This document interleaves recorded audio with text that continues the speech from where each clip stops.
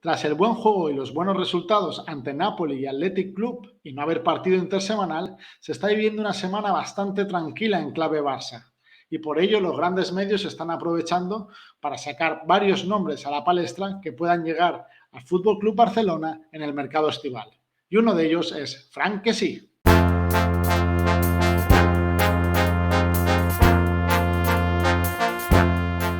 Bona tarda a tothom i benvinguts a l'estadi.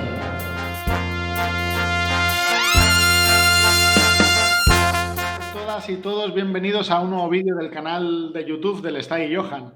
En esta ocasión tengo a Javi Gaucho para hablar de Frank Kessie, que ya estuviste en un directo del Estadi con Xavi Vallés ahí a los mandos. ¿Cómo estás, Javi? Bien, bien. Una vez más aquí en Estadi Johan, que llevo tiempo para pasarme, pero ahora me paso ya 2 veces en prácticamente la misma semana. Sí, yo por privado muchas veces con Xavi, no, vendrá Javi y tal, no sé qué, al final por unas cosas u otras, o por nosotros, o por alguna movida que tenías tú, no acabábamos de juntarnos y ahora en poco tiempo ya van 2. Y que sean más, ¿eh? Eso es buena señal. Javi, nada, nos juntamos porque está sonando muy fuerte el rumor de que sí para llegar gratis al Barça en verano. Y qué mejor que tú, que sigues la actualidad de Milan y de Barça, como para darnos un poco de luz en este tema.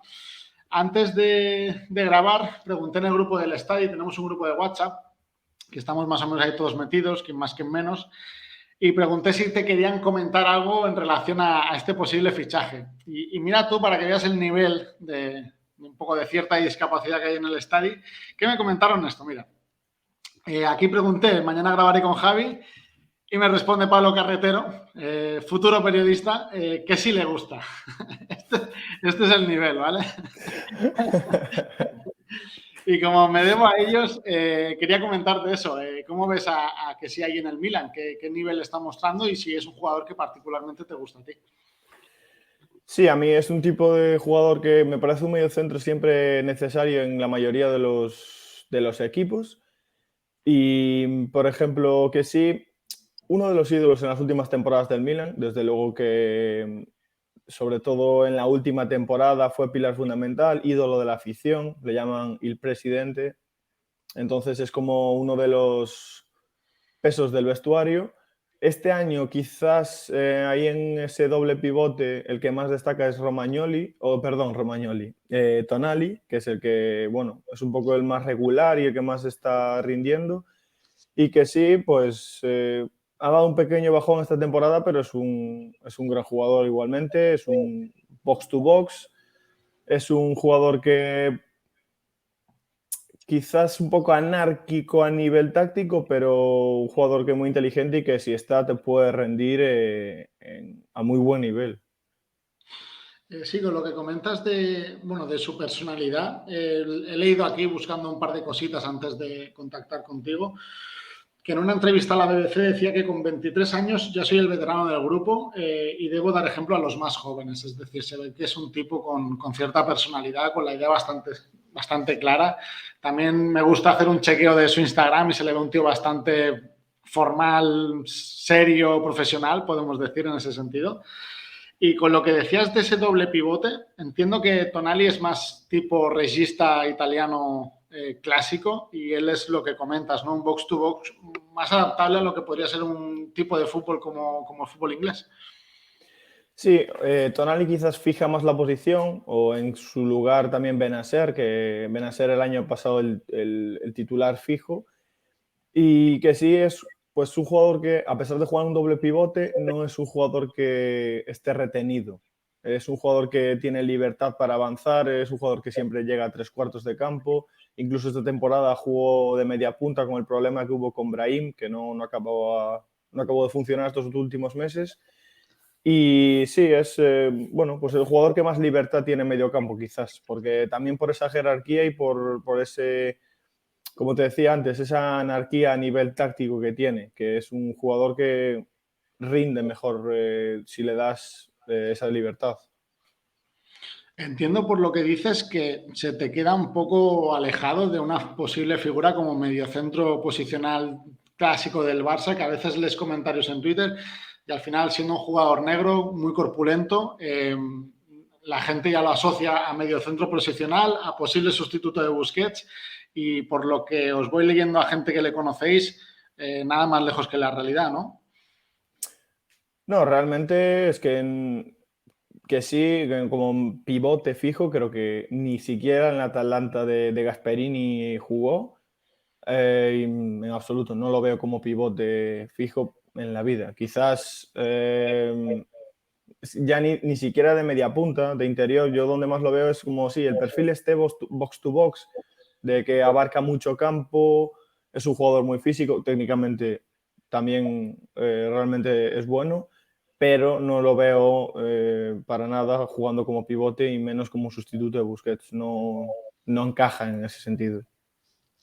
Sí, el rumor ha cogido bastante fuerza porque durante esta semana Mateo Morato ha comentado que el propio Xavi Hernández habría desencallado un poquito esta operación, haciéndole una llamada, diciéndole como que sería importante en el Barça. Él tiene un problema, podemos decir, de exigencia salarial con respecto al Milan, que pide un dinero que el Milan no llega a darle. No es representado por Mino Raiola, pero es como el intermediario que le está llevando esta renovación, con que ahí podemos entender el nivel de exigencia y que también pueda ser un jugador que el Barça pueda pretender, aunque son cosas diferentes, ¿no? El movimiento de Xavi y otro el movimiento de Mino parece que no tienen relación alguna. Lo que se puede antojar un poco complicado es el tema salarial. Es decir, estamos hablando de que ahí está pidiendo 6,5 netos, está cobrando 2. Dice Ferran Correas en Sport que aquí podría aceptar venir por 5, que eso en la afición del Milan no sé cómo sentaría, que tú pidas 6,5 y aceptes irte a otro equipo por 5. Pero estamos hablando de que eso supone al Barça en torno a 10, 12 millones brutos, que es un dinero que casi dobla, o en muchos casos dobla o triplica a los Nico, Gavi, Pedri, y posiblemente sea suplente de ellos. No sé cómo ves ese encaje de un Kessi Blaugrana teniendo a Busquets, Frenkie de Jong, Pedri, Gavi, Nico, y con la idea de que posiblemente ninguno de ellos se vaya y el único que pueda salir en forma decidida a lo mejor sea Riqui Puig. Yo pienso ya que lo del salario, al menos ya te hablo desde la parte de la afición milanista, el entorno Milan, sienta, cuando salió esta noticia, incluso he llegado a leer que sería peor salida que la de Donnarumma o Çalhanoğlu, que se fueron. Çalhanoğlu al Inter y Donnarumma al PSG por tema de, bueno, Donnarumma en caso un club con más aspiraciones y Çalhanoğlu, bueno, pues por dinero, etcétera. Pero que el Milan le haya ofrecido hasta 6,5 con bonus, que sí no haya aceptado y que se vaya al Barcelona por menos dinero, es algo que yo personalmente no entiendo. Me agarro a que Raiola pueda estar de intermediario, pero de primeras ya me parece extraño, y porque él, la salida de que sí, teóricamente era por un tema económico. El Tottenham no sé si le llegó a ofrecer 8 o 9 millones, que era lo que él y su agente exigían, y que ahora se vaya al Barça por 5 millones y para, en mi opinión, no ser titular porque es un estilo particular el que tiene Xavi en este Fútbol Club Barcelona. Me parece algo extraño. Y más que vaya, ya te digo, que a pesar de rebajarse el salario, sea un salario alto para ser suplente. Yo creo que a lo único, como te digo, que me agarro es a lo de que esté Raiola de por medio. Porque por el resto no le veo ningún tipo de sentido a la operación, ni en términos de números, ni el destino. No sé, a mí personalmente me choca bastante. Sí, la verdad que quizás nos lo entenderíamos más si, por ejemplo, Sergio Busquets decidiera no continuar a final de temporada, se apostara por un Frenkie de Jong reconvertido medio centro y entonces él fuera esa figura tipo Frenkie de Jong de abarcar mucho terreno, de tener llegada. Esto sí que podría tener cierto sentido.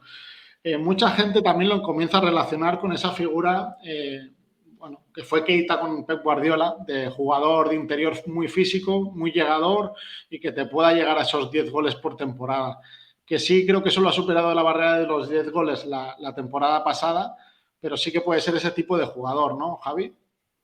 Sí, por prototipo de jugador sí que podría serlo. No es un jugador goleador de 10 goles de temporada, es porque también Ibrahimovic por una mala racha pasó a quedarse en segundo plano en cuanto al lanzador de penaltis y es que sí, el que los lanza.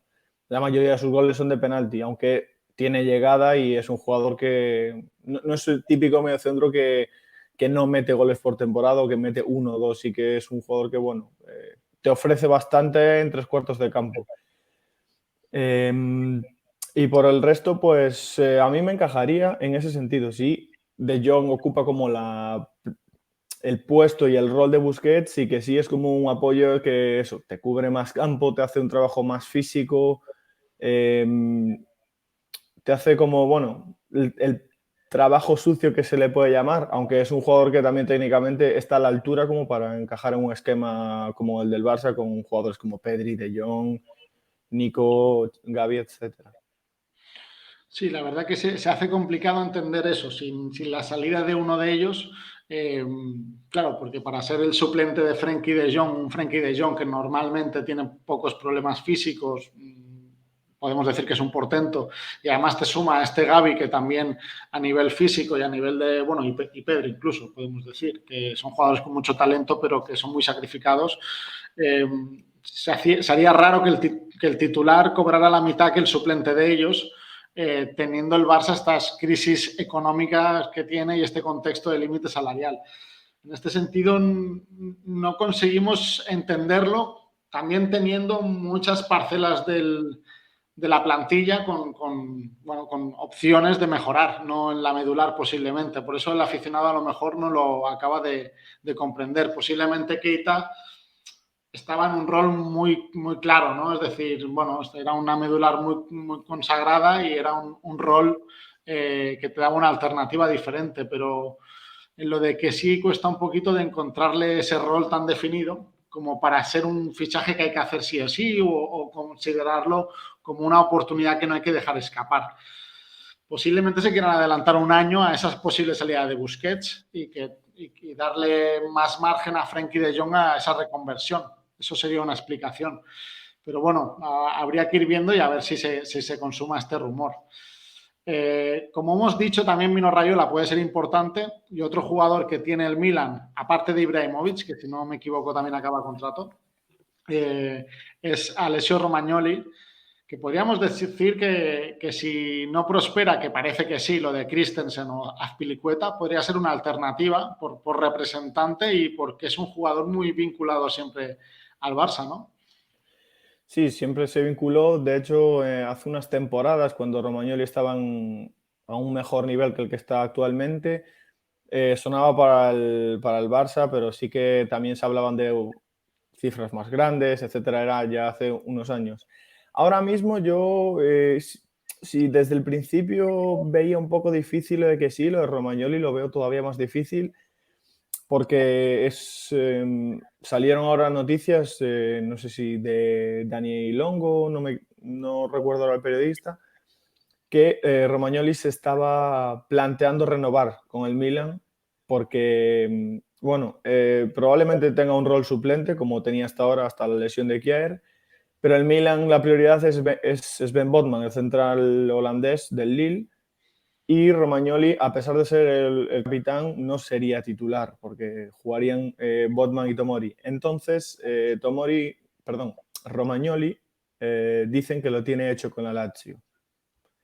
Que si va podría ir allí porque, bueno, él es de la Lazio, es aficionado de la Lazio, y probablemente larguen a Chervi, que es un central ya veterano.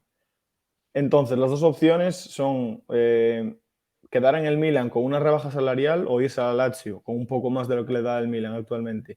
Pero la salida del Barça no la veo, porque él lo que quiere es o quedarse en el equipo, en el Milan, vaya por ser el capitán, o buscar un puesto fijo. Yo no sé si en el Barça lo tendría, con quizás Piqué y Araujo. Sí, sí, es complicado. Y otra cosa que te quería comentar, recientemente hemos jugado contra el Nápoles, que por cierto, pues bueno, un gran partido del Barça, gran eliminatoria, podemos decir, por fin en Europa.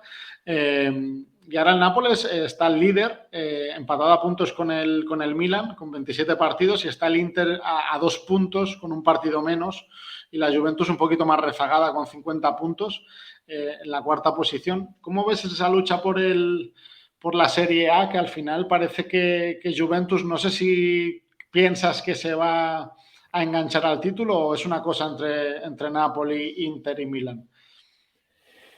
La Juve lo veo un poco más difícil, pero ahora con la llegada de Vlahovic y Zakaria parece que, bueno, está encontrando una cierta estabilidad, sobre todo el problema que tienen con el ataque, que Vlahovic, balón que toca prácticamente, gol que mete. Pero sí que veo, bueno, claramente por la clasificación actual veo más metido a Napoli, Inter y Milan. Bueno, pienso que quizás, o sea, mi apuesta ya desde el principio de liga era el Inter, porque creo que tiene una plantilla más completa, quizás tiene más recursos y bueno, todo depende de lo que avance en Europa, pero sí, yo apostaría porque esos tres son los que estarán en la lucha. Espero que el Milan no se caiga.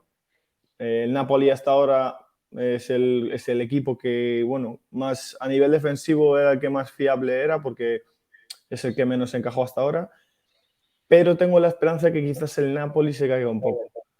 Igual la Juve se acerque más así a esos tres y bueno, no sé. Yo veo al Inter campeón con poca diferencia con el Milan quizás, pero es como lo veo ahora de aquí a mayo. Sí, por lo que te intuyo, es a nivel de plantilla es el equipo que más estable pueda ser y que no pueda sufrir el típico bache, ¿no? Que en 2 o 3 jornadas te descuelgas, que le pueda ocurrir a Milan o Napoli con alguna lesión, alguna ausencia, que sea muy clave y a lo mejor el Inter sí que lo pueda sufragar un poco mejor, ¿no? Sobre todo por fondo de plantilla, vaya, porque y alternativas, también Simone Inzaghi conoce bien la Serie A, viene a un esquema con el que ya estaba familiarizado en el Lazio y yo creo que, bueno, a priori es el equipo más fiable. Y antes de cerrar, que mi buen amigo Edu Bada siempre me dice, los vídeos de no más de 18 minutos, creo que es la primera vez de las pocas que lo voy a conseguir. Gracias por ser conciso, porque siempre, si me junto con gente del estadio y nos ponemos aquí a divagar y no sacamos nada en claro. Ha sido bastante ilustrativo. Quería cerrar con este titular, no sé si te llegó, en Sport. A veces lo que hacen es coger alguna noticia de algún medio, la adornan un poco, la publican, un poquito de clickbait, ¿no? Y incluso a veces cuando es un poco, podemos decir, deshonrosa, no suelen ni firmarla. Redacción Sport y nadie lo ha escrito, ¿no? Pero hay en una que publicaron esto, ¿eh? Es decir, el título era ¿Cómo es que sí, el Messi marfileño que interesa al Barça? Yo espero que el que lo redactó intentara hacer un juego de palabras no muy bien tirado, la verdad, pero si es por condiciones del jugador, creo que tenemos que rebuscar ese redactor para que nos explique qué tipo de sustancia consumió, ¿no, Javi? Sí, sí. De hecho, en la comunidad del Milan se comentó mucho eso diciendo que ven en España para ver que sí es el Messi, que no juegan ni en la misma posición. Es que dices tú por el número, pero es que ni siquiera tienen el mismo número. No, en absoluto. A pesar de que haya jugado de 10, entre comillas, por delante de un doble pivote, no, es que no se parecen nada, no tiene nada que ver. No comparten ni pierna buena. Esperemos que haya sido un intento fallido en juego de palabras y no sea por cualidades futbolísticas, ¿no, Javi? Pues nada, tío, un placer haberte tenido aquí, que nos has ayudado mucho. Ya te volveremos a rescatar si esto tira para adelante, que nos orientes también un poquito más y también en clave de la plantilla del Barça, si se reestructura de alguna manera, que entonces sí que nos haga ver el encaje que pueda tener esta operación. Javi, un absoluto placer tenerte aquí en el estadio. El placer es mío estar aquí y espero, ya te digo, que volver, aunque por mi interés personal, que sea que no, que sí vaya al Barça y tenga que volver a hablar de él. Pero bueno, Muy bien, Javi, muchas gracias. a vosotros. Hasta luego, adiós.